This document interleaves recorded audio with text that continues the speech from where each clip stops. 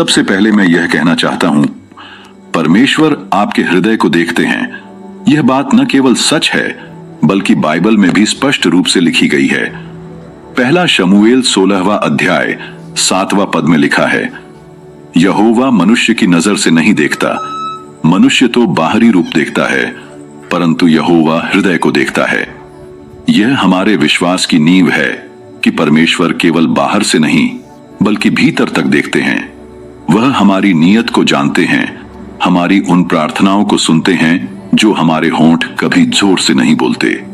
वो आंसू भी उनके ध्यान में होते हैं जो चुपचाप आंखों से बहते हैं और जिन्हें कोई और नहीं देख पाता।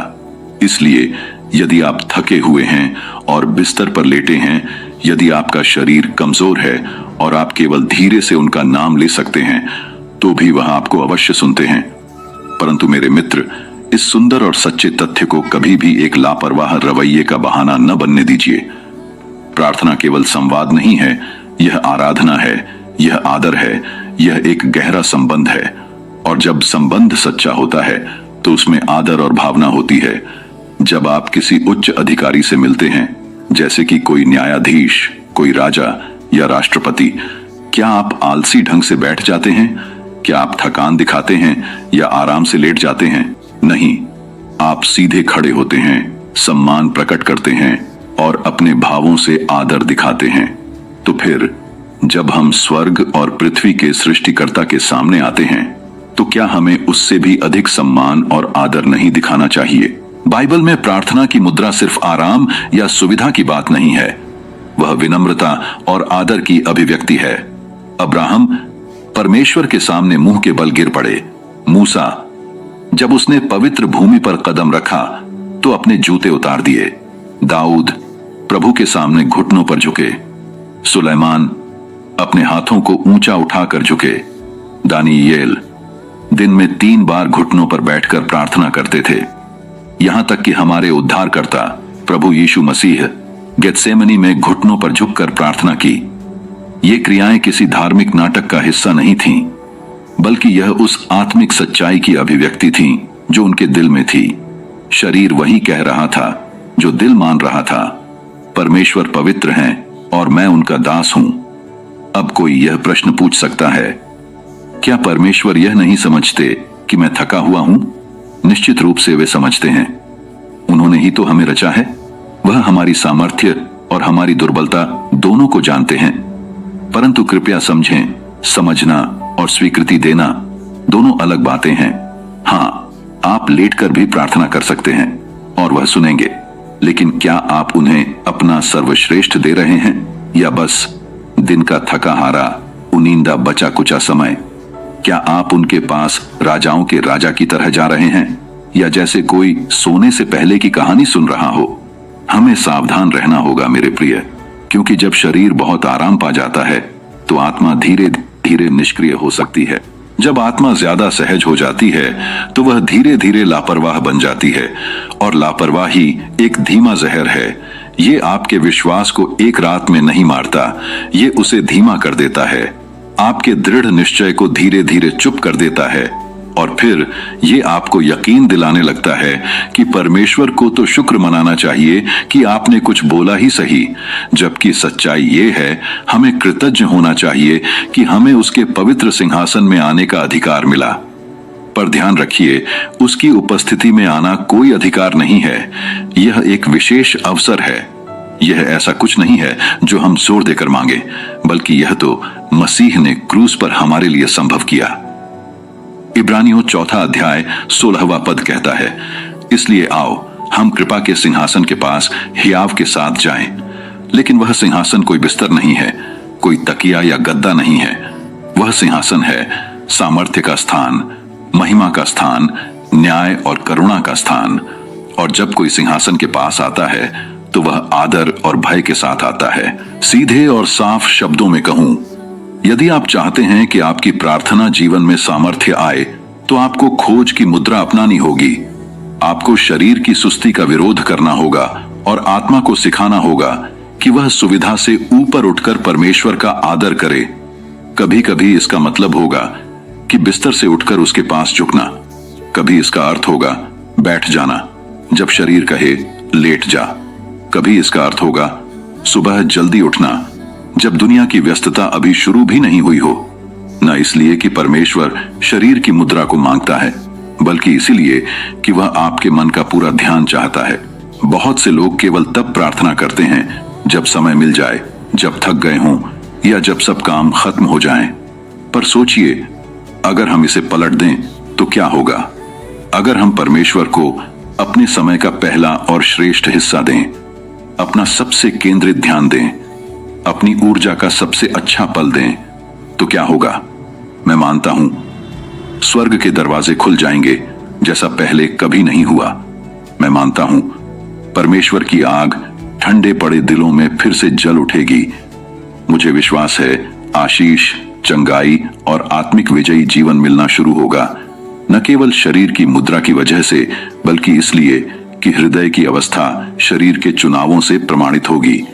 इसलिए इस धोखे में मत आइए कि परमेश्वर तो दिल देखते हैं तो कैसे भी चलेगा, क्योंकि यदि दिल वास्तव में भय और आदर से भरा है तो शरीर खुद ब खुद झुक जाएगा। यदि हृदय सच्चे में समर्पित है तो उसके कामों में भी यह झलकने लगेगा। यदि आत्मा वास्तव में प्रभु को सम्मान देती है तो पूरा अस्तित्व उस आदर में सहभागी बन जाएगा। जब हम प्रार्थना की बात करते हैं तो हम किसी सूनी परंपरा की बात नहीं कर रहे। यह कोई धार्मिक रस्म नहीं है जो बस हमें अच्छा महसूस कराए।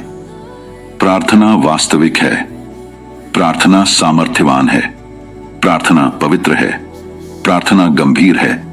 हम आसमान में शब्द नहीं उछालते इस उम्मीद में कि कुछ अच्छा वापस आ जाएगा। आसमान में शब्द नहीं उछालते इस उम्मीद में कि कुछ अच्छा वापस आ जाएगा।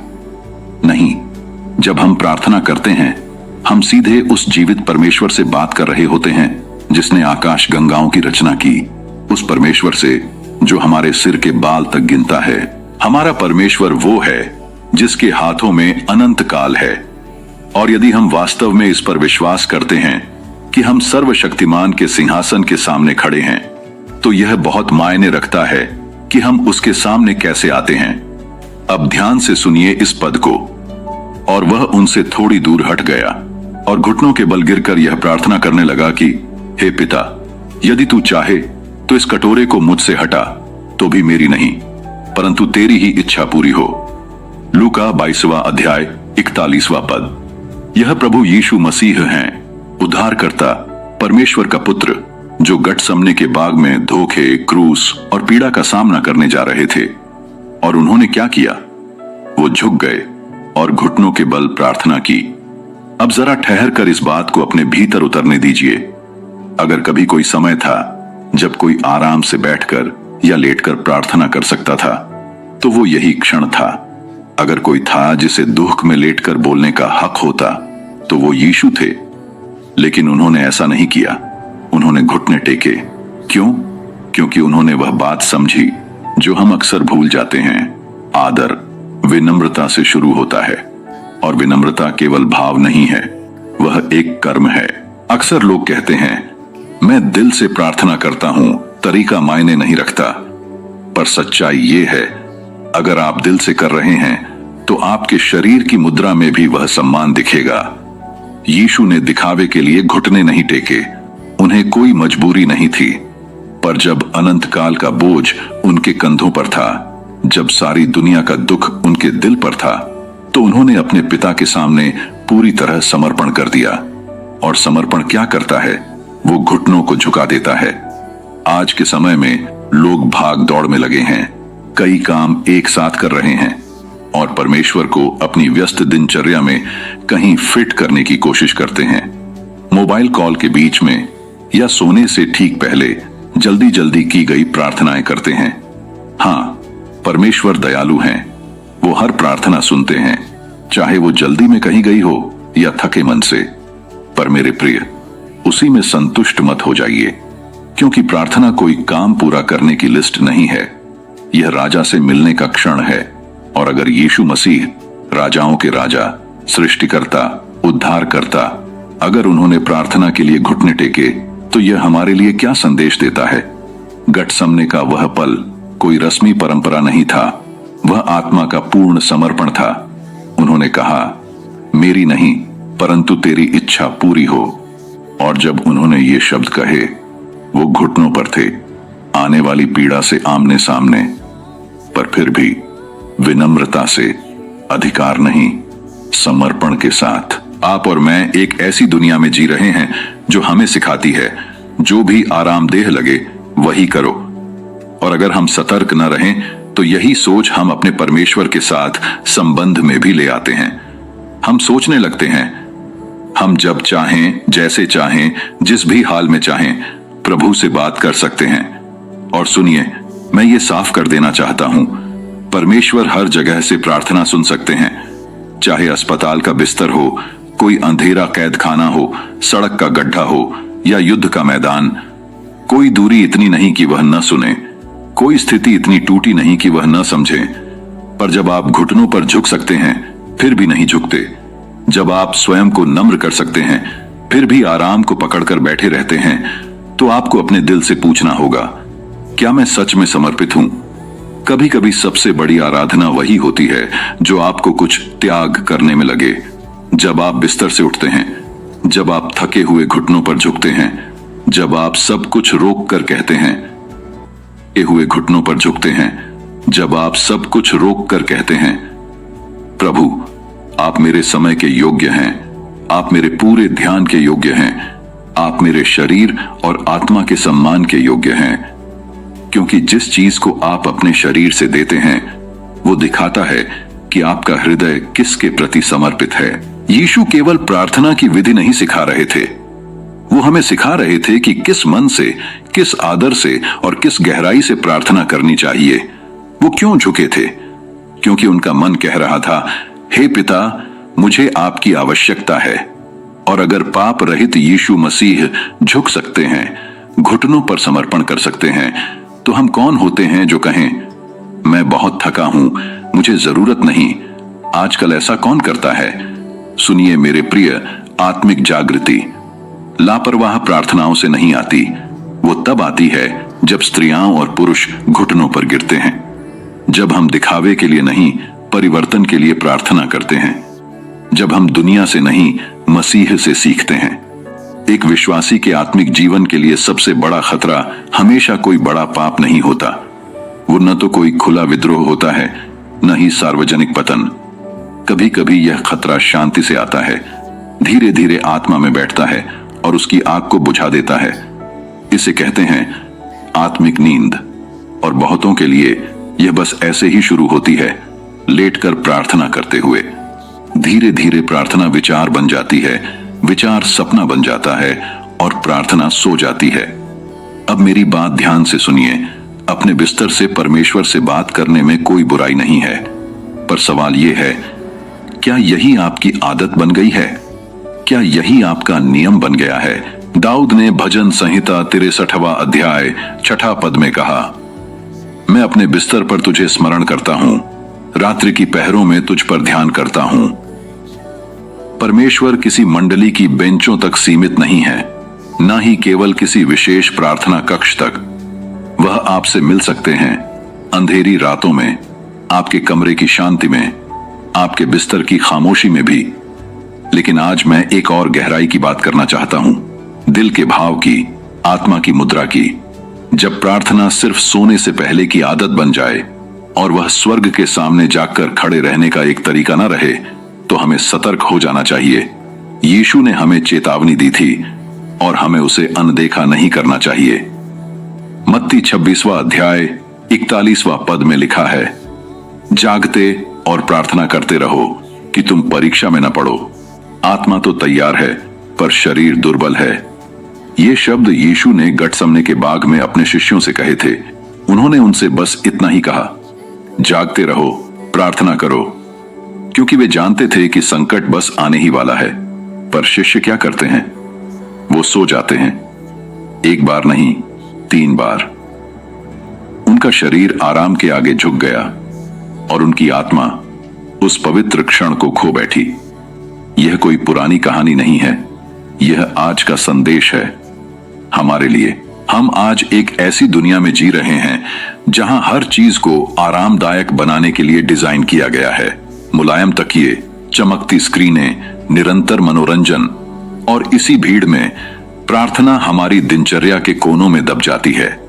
हम लेटकर प्रार्थना करते हैं, पर इसलिए नहीं कि हम परमेश्वर की उपस्थिति से अभिभूत हैं, बल्कि इसलिए कि हम थके हुए हैं, बिखरे हुए हैं और नींद के बिल्कुल करीब हैं।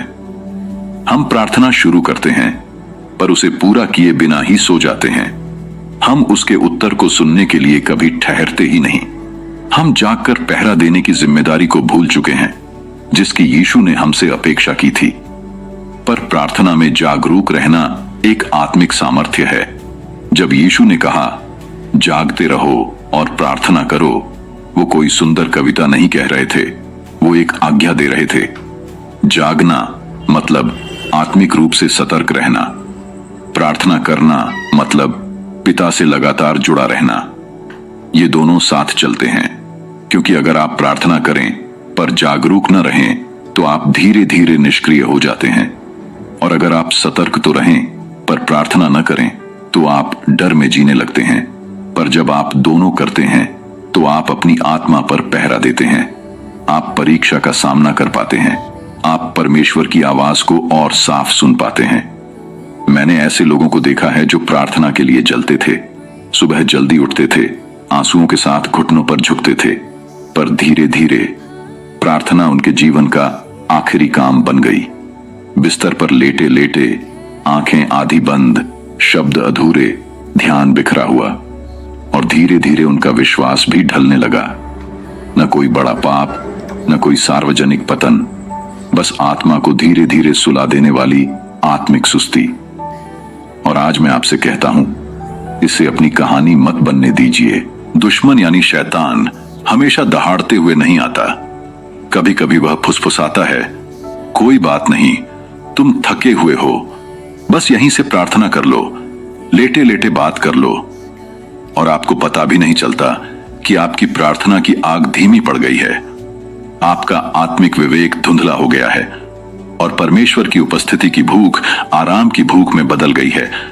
यहां तक कि जब परीक्षा आपके दरवाजे पर खड़ी होती है, आप उसे पहचान भी नहीं पाते। इसीलिए बाइबल हमें बार बार चेतावनी देती है, जागते रहो। इफिसियों 6 अध्याय 18वां पद में लिखा है, हर समय आत्मा में प्रार्थना करो और सब प्रकार की विनती और प्रार्थना के साथ, और इसीलिए जागते रहो। और पहला पतरस 5वां अध्याय 8वां पद में लिखा है, सावधान रहो, सचेत रहो, क्योंकि तुम्हारा शत्रु शैतान गरजते हुए सिंह की तरह ढूंढता फिरता है कि किसको फाड़ खाए। जागरूक रहना कोई सुझाव नहीं है, यह एक ढाल है, यह एक हथियार है, यह आत्मा की सुरक्षा है। अब कोई कह सकता है, पर मेरे पास समय नहीं है, रात को बिस्तर पर लेटने के बाद ही थोड़ा समय मिलता है। मित्र, अगर यह बात आपके लिए सच में मायने रखती है तो आप उसके लिए समय बनाएंगे। आप थोड़ा जल्दी उठेंगे, बिस्तर में घुसने से पहले 5 मिनट निकालेंगे, बैठ जाएंगे या घुटनों पर झुकेंगे, न इसलिए कि जरूरी है, बल्कि इसलिए कि आप उससे प्रेम करते हैं, क्योंकि वह नींद से भरे शब्दों और बिखरे विचारों से कहीं ज्यादा योग्य है। मैं आपसे एक सवाल पूछता हूं, क्या हो अगर आपकी अगली आत्मिक जीत इसी पर निर्भर करती हो कि आप प्रार्थना में जागकर खड़े रहे? क्या हो अगर आपको कल जो सामर्थ्य चाहिए वो आज की आपकी जागरूक प्रार्थना से आता हो? क्या हो अगर आप जिस परीक्षा का सामना कर रहे हैं वो केवल तभी हराई जा सकती हो जब आपकी आत्मा जागरूक और स्वर्ग से जुड़ी हो? परमेश्वर आज अपने लोगों को बुला रहे हैं, जागो, उठो, पहरा दो, प्रार्थना करो, और मुझे वह मत दो जो दिन के अंत में बचा है। मुझे वह दो जो पहले है, जो ध्यान से भरा है, जो विश्वास से ओतप्रोत है। मित्र, प्रार्थना केवल सही शब्द बोलने का तरीका नहीं है, यह सही दिल से परमेश्वर के पास आने की बात है। और अक्सर हम इस सत्य को भूल जाते हैं जब हम परम पवित्र परमेश्वर की उपस्थिति में ढीले और लापरवाह होकर आ जाते हैं। हमारे समय की सबसे खतरनाक आत्मिक आदतों में से एक है पवित्रता के लिए आदर खो देना। हमने हर चीज को आसान, आरामदायक और साधारण बना दिया है, यहां तक कि पवित्र बातों को भी। लेकिन जिसे हम आराधना करते हैं वो साधारण नहीं है, वो पवित्र है, वो धर्मी है, वो भस्म करने वाली आग है। वो स्वर्ग और पृथ्वी का सृष्टिकर्ता है, और जब हम उसके सामने आते हैं तो यह बेहद जरूरी है कि हम कैसे आते हैं। पुराने नियम में एक व्यक्ति था, मूसा। एक दिन उसने एक झाड़ी को जलते देखा जो जल तो रही थी पर भस्म नहीं हो रही थी। जैसे ही वह उसके पास गया यह जानने के लिए कि क्या हो रहा है, परमेश्वर की आवाज उस आग के बीच से आई और कहा, अपने जूते उतार दे, क्योंकि जिस स्थान पर तू खड़ा है वह पवित्र भूमि है। निर्गमन 3 अध्याय 5वां पद। अब जरा इस पर ध्यान दीजिए। परमेश्वर वहां उपस्थित थे और उन्होंने सबसे पहले क्या मांगा? आदर। उन्होंने यह नहीं कहा, बैठो आराम से बात करते हैं। उन्होंने यह भी नहीं कहा, जल्दी से कुछ प्रार्थना कर लो और आगे बढ़ जाओ। नहीं, उन्होंने कहा, जूते उतारो। क्यों? क्योंकि आदर वहीं शुरू होता है जहां अपनी सुविधा समाप्त होती है।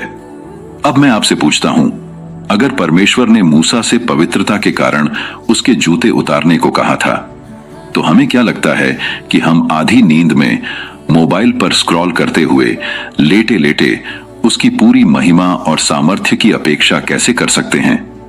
यह कोई कानून की बात नहीं है, यह सम्मान की बात है। यह समझने की बात है कि हम किससे बात कर रहे हैं। प्रार्थना कोई मनुष्यों के बीच लेन देन नहीं है, यह परमेश्वर के साथ एक आत्मिक मुलाकात है। कुछ लोग कहते हैं, परमेश्वर तो मेरा दिल जानते हैं, और यह बिल्कुल सही है। वह जानते हैं कि जब आपका शरीर प्रेम के कारण झुकता है या जब वह आलस्य के कारण ठहरा रहता है। वह जानते हैं कि कब आप अपना सर्वश्रेष्ठ दे रहे हैं और कब सिर्फ बचा कुचा समय। वह जानते हैं कि कब आप उसके लिए तरसते हुए प्रार्थना कर रहे हैं और कब सिर्फ मुसीबत में फंसकर। वह केवल आपके शब्द नहीं देखते, वह आपके मन का भाव देखते हैं, आपके शरीर की मुद्रा, आपका ध्यान, आपका आदर। जब यशायाह भविष्यद्वक्ता ने परमेश्वर का दर्शन किया तो उन्होंने न मुस्कुराया न हाथ हिलाया। वह मुंह के बल गिर पड़े और चिल्लाए, हाय, मैं तो नाश हुआ। यशायाह 6 अध्याय 5वां पद। क्यों? क्योंकि उस पल उन्होंने जाना कि परमेश्वर कितने पवित्र हैं और वे स्वयं कितने छोटे और दोषी। यही है आदर, यही है विनम्रता, और यही है वह हृदय जिससे परमेश्वर उत्तर देते हैं। अब ध्यान रखिए, परमेश्वर हमारे पिता हैं, वे दूर नहीं हैं, वह हमें पास बुलाते हैं।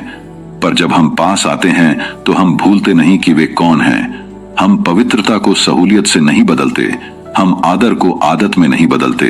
बाइबल कहती है, यहोवा का भय ज्ञान का मूल है। नीति वचन 1 अध्याय 7वां पद। इसका अर्थ है, आप पहचानते हैं कि आप किसके सामने खड़े हैं। आप किसी दोस्त से बातचीत नहीं कर रहे, आप महिमा के राजा के सामने खड़े हैं। और यह दुख की बात है कि बहुत जगहों पर हमने यह बात खो दी है। आज हमने पवित्र स्थानों की जगह आदतों को दे दी है। हम बिस्तर में लेटकर बिना होश, बिना आदर, बिना भय के कुछ शब्द बड़बड़ाते हैं और फिर हैरान होते हैं कि हमारी प्रार्थनाओं में सामर्थ्य क्यों नहीं है। हमारा आत्मिक जीवन सूखा क्यों महसूस होता है? स्वर्ग चुप क्यों है? क्या ऐसा हो सकता है कि हमने प्रार्थना को सुविधा का विषय बना दिया है, जबकि वह एक प्रतिज्ञा का संबंध है? क्या हमने परमेश्वर को अपने स्तर पर खींचने की कोशिश की है, जबकि हमें चाहिए था कि हम उन्हें उस ऊंचाई पर उठाएं जहां वे वास्तव में योग्य हैं? सुनिए, परमेश्वर आपसे परिपूर्णता नहीं मांगते, पर आदर जरूर चाहते हैं। उन्हें शुद्ध हिंदी या संवारा हुआ वचन नहीं चाहिए, उन्हें चाहिए एक समर्पित दिल जो श्रद्धा में झुकता है, जो कहता है, हे प्रभु, तू महान है, पवित्र है, और यह मेरे लिए सम्मान है कि मैं तेरा नाम भी ले सकता हूं। यहीं से स्वर्ग उत्तर देता है, यहीं आत्मा चलती है, यहीं आग उतरती है, आराम में नहीं बल्कि समर्पण में। जब यीशु ने अपने चेलों को प्रार्थना सिखाई, उन्होंने कहा, हे हमारे पिता, तू जो स्वर्ग में है, तेरा नाम पवित्र माना जाए। मत्ती 6वां अध्याय। इसका अर्थ है, तू जो स्वर्ग में है, तेरा नाम पवित्र माना जाए। मत्ती 6वां अध्याय। इसका अर्थ है, तेरा नाम पवित्र है, तेरा नाम आदरणीय है।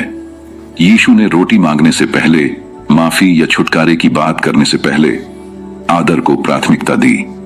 उन्होंने स्वर निर्धारित किया, हे पिता, तू पवित्र है। तो अगर आज आप खुद को पाते हैं लेटकर आधे मन से प्रार्थना करते हुए, परमेश्वर के सिंहासन को बस अपने दिन का एक और पल मानते हुए, तो अब समय आ गया है फिर से शुरुआत करने का, फिर से आदर में लौटने का।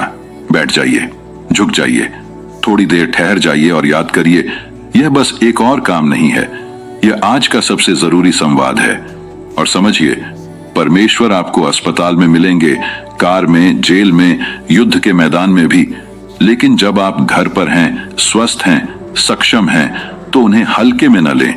उन्हें आदर दीजिए, उन्हें महत्व दीजिए, उनके लिए वैसा स्थान बनाइए जैसा उनका मूल्य है, क्योंकि वो केवल हमारी प्रार्थनाओं के योग्य नहीं हैं, वो हमारी मुद्रा के भी योग्य हैं।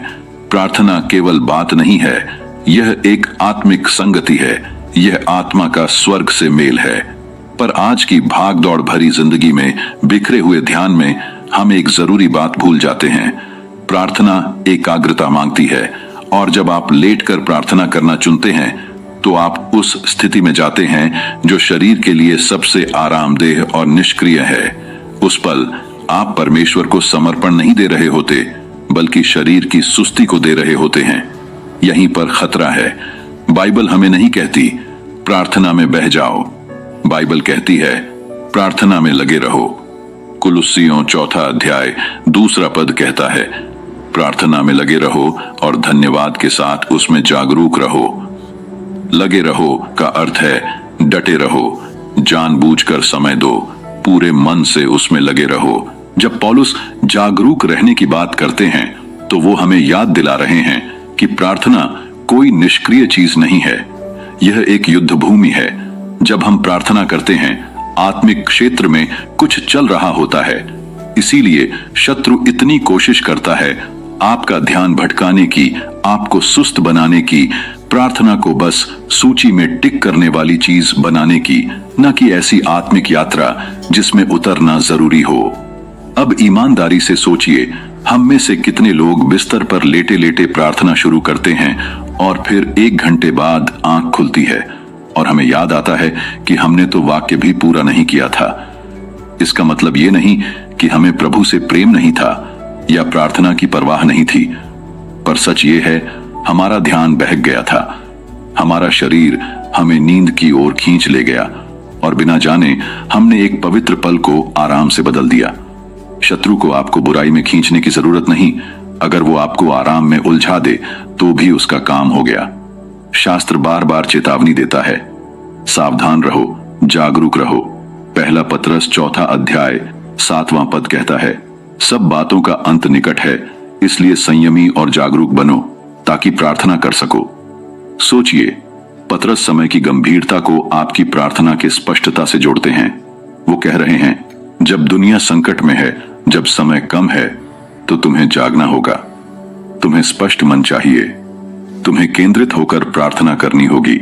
और ऐसी स्पष्टता आपको लेटे लेटे अंधेरे में नींद और जागरूकता के बीच में नहीं मिलती। कोई सैनिक युद्ध में बिस्तर से नहीं लड़ता, कोई खिलाड़ी रेस जीतता नहीं अगर वो कंबल में लिपटा रहे, और कोई विश्वासी आत्मिक सामर्थ्य नहीं बढ़ा सकता जब तक वो ध्यानपूर्वक प्रार्थना न करे। आपको अपने मन को लगाना होगा, अपने शरीर को अनुशासित करना होगा, अपनी आत्मा को प्रशिक्षित करना होगा। यह कोई धार्मिक कठोरता नहीं है, यह प्रेम है, यह आदर है, यह समर्पित ध्यान है। यही कारण है कि यीशु अक्सर पहाड़ों पर जाकर प्रार्थना करते थे। उन्होंने कभी लेटे लेटे आराम से अंधेरे में प्रार्थना नहीं की। बाइबल कहती है, वे भोर होने से बहुत पहले, जब अभी अंधेरा था, एकांत स्थान पर जाकर प्रार्थना करने लगे। मरकुस 1 अध्याय 35वां पद। वो परमेश्वर का पुत्र थे और उन्हें भी ध्यान और अकेलेपन की जरूरत थी। तो सोचिए, हमें कितनी ज्यादा जरूरत है। जब आप विचलन हटाते हैं, स्थान तय करते हैं, समय अलग करते हैं, मुद्रा अपनाते हैं, तो आप परमेश्वर से कह रहे होते हैं, यह मेरे लिए मायने रखता है, आप मेरे लिए मायने रखते हैं। आप अपने पूरे अस्तित्व को उस एक क्षण में लेकर आते हैं और वहीं से प्रार्थना आपको बदलना शुरू करती है। वहीं वचन जीवित हो उठता है, वहीं पवित्र आत्मा की धीमी आवाज सुनाई देती है। जब आप अपने मन को भटकने देते हैं, जब आप पीठ के बल लेट जाते हैं और थकावट को नेतृत्व करने देते हैं, तो आप चूक जाते हैं वो बात जो परमेश्वर आपसे कहना चाहते हैं, न इसलिए कि वो बोल नहीं रहे, बल्कि इसलिए कि आपका दिल सुन नहीं रहा। और हम सब ने ऐसा किया है। हम सब ने कभी न कभी कहा है, मैं बस लेटे लेटे चुपचाप प्रार्थना कर लूंगा, और फिर कब रात नींद में बदल गई, कब शब्द सपनों में खो गए, हमें पता ही नहीं चला।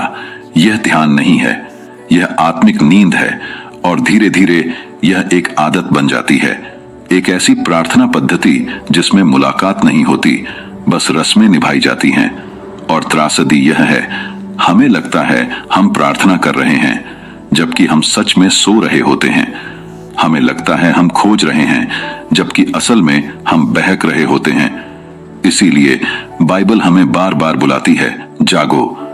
इफिसियों 5वां अध्याय 14वां पद कहता है, हे सोने वाले, जाग और मरे हुओं में से जी उठ, और मसीह तुझ पर प्रकाश डालेगा। ध्यान दीजिए, यह पद अविश्वासियों के लिए नहीं लिखा गया था, यह कलीसिया के लिए था, उन लोगों के लिए जो आराम में ढल चुके थे, जिनका आत्मिक तेजी खो चुकी थी, जिन्होंने ऐसी प्रार्थना की आदत बना ली थी जिसमें ध्यान की कोई आवश्यकता नहीं रह गई थी। लेकिन आप इसे बदल सकते हैं। आप आज निर्णय ले सकते हैं कि अब से आपकी प्रार्थना फिर से जागरूक होगी। आप आज निर्णय ले सकते हैं कि अब से आपकी प्रार्थना फिर से जागरूक होगी। आप बैठ सकते हैं, आप घुटनों पर झुक सकते हैं, आप दरवाजा बंद कर सकते हैं, फोन साइड में रख सकते हैं और कह सकते हैं, प्रभु मैं यहां हूं, आधा नहीं, बिखरा हुआ नहीं, बहकता हुआ नहीं, बल्कि पूरी तरह से समर्पित होकर। और जब आप ऐसे आते हैं तो कुछ होता है, स्वर्ग खुलता है, शांति उतरती है, उत्तर मिलने लगते हैं, न इसलिए कि आपने कुछ कमाया, बल्कि इसलिए कि आप पूरे मन, पूरे ध्यान और पूरे हृदय से आए। इसलिए मैं आपसे निवेदन करता हूं, लेटने की आदत को अपना ध्यान चुराने न दीजिए। प्रार्थना सोने से पहले की कहानी नहीं है, यह एक युद्ध घोष है। यहीं युद्ध जीता जाता है। बाइबल में जब भी प्रार्थना की बात होती है तो केवल शब्द नहीं, शरीर की मुद्रा भी उसमें जुड़ी होती है। बार बार हम देखते हैं परमेश्वर के जन केवल बोलते नहीं, झुकते हैं, घुटनों पर गिरते हैं, मुंह के बल गिर पड़ते हैं, अपने हाथ उठाते हैं। ये सब कोई खोखली रस्में नहीं थी, बल्कि भीतर के समर्पण की बाहरी अभिव्यक्ति थी। क्योंकि जैसे आप अपने शरीर को रखते हैं, वो बहुत कुछ कहता है कि आपका दिल अंदर से कैसे झुका है। अब मैं स्पष्ट कर दूं, हां, परमेश्वर दिल को पहले देखते हैं, लेकिन आज का खतरा यही है कि हमने सुविधा और आराम को इतना गले लगा लिया है कि शरीर की मुद्रा का मूल्य ही खो दिया है। हम कहते हैं, परमेश्वर तो जानते हैं मैं उनसे प्रेम करता हूं, और फिर हम वहीं लेटे रहते हैं, आधी नींद में, ध्यान भटका हुआ, मुंह से शब्द निकलते हैं, और कब वो प्रार्थना नींद में बदल जाती है पता ही नहीं चलता। हम अक्सर यह भूल जाते हैं कि बाइबल में मुद्रा, पोस्चर के साथ शक्ति जुड़ी थी, स्थिति के साथ आशीष आती थी।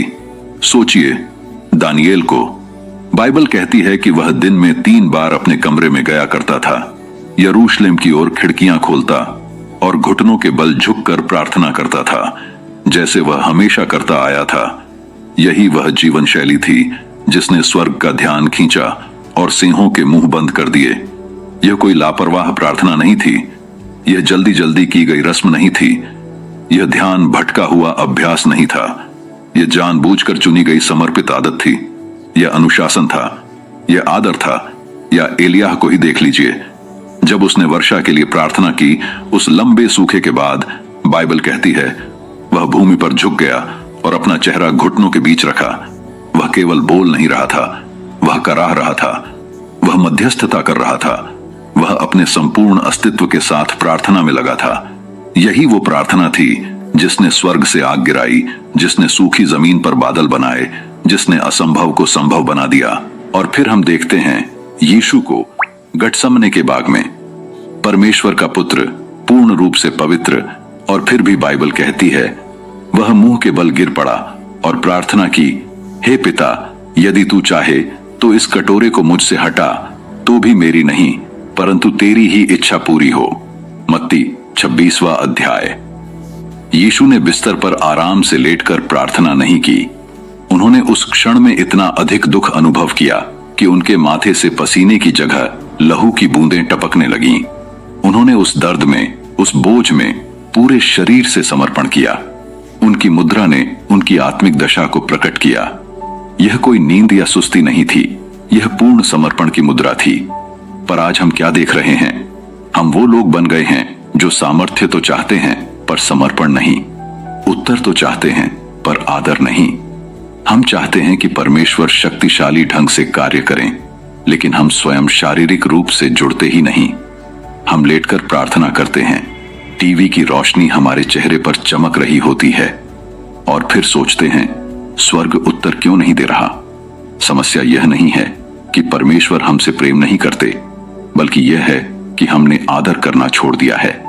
इसीलिए पौलुस ने रोमियो 12वां अध्याय पहला पद में लिखा, अपने शरीरों को परमेश्वर के लिए एक जीवित बलिदान होने के रूप में चढ़ाओ, जो पवित्र और उसे भाया हुआ हो।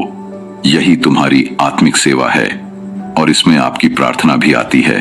प्रार्थना में केवल शब्द मायने नहीं रखते, मायने रखता है कि आप परमेश्वर के सामने कैसे आते हैं।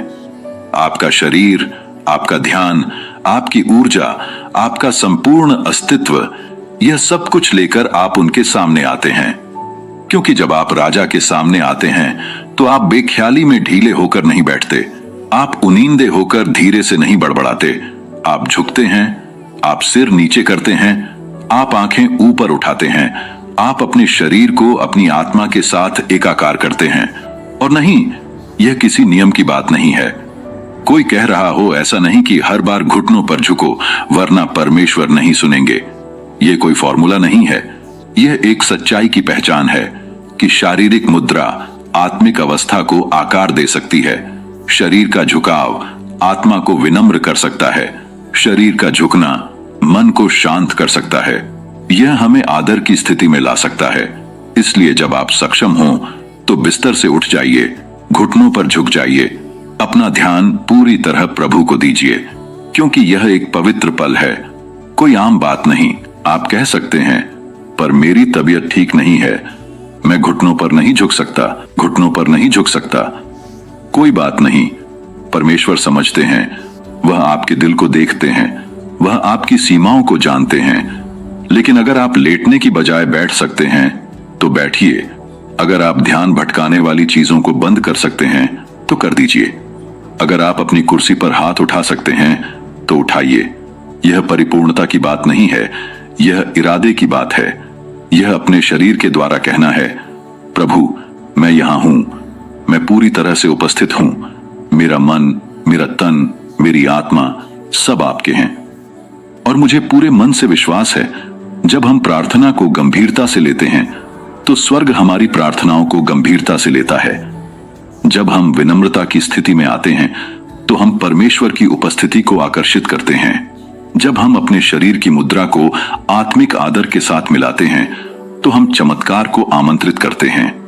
न इसलिए कि परमेश्वर हमारी बाहरी बनावट से प्रभावित होते हैं, बल्कि इसलिए कि वह उस दिल का आदर करते हैं जो कहता है, प्रभु आप मेरे समय, मेरी ऊर्जा, मेरे ध्यान, मेरे शरीर और मेरे संपूर्ण अस्तित्व के योग्य हैं। तो आइए आदत के कारण प्रार्थना में न बहें, बल्कि उसमें आदर के साथ प्रवेश करें, ऐसी मुद्रा के साथ जो यह दर्शाए कि हम किससे बात कर रहे हैं।